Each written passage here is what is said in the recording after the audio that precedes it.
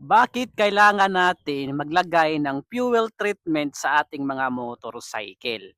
Alam niyo mga boss, yung ating mga gasolina ng motorcycle, hindi lahat ay nasusunog yan.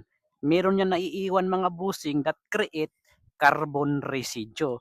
At kapag dumadami na yung mga carbon residue sa ating mga motorcycle mga boss, yan na yung causes ng malfunction sa ating mga motorcycle engine. Hard starting, mausok, because of carbon residue mga bossing. Kaya kailangan natin ng fuel treatment. Itong hawak ko mga bossing, German quality to na PE carbon cleaner.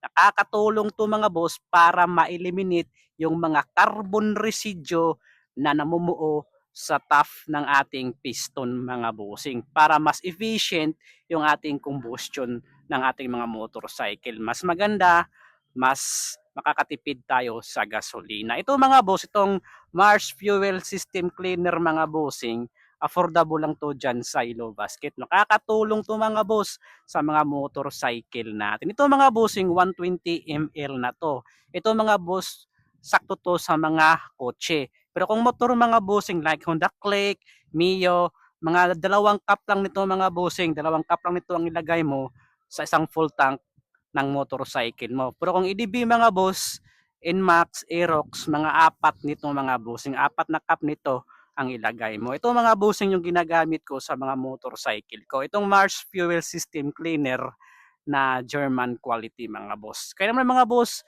affordable lang to dyan sa Ilo Basket.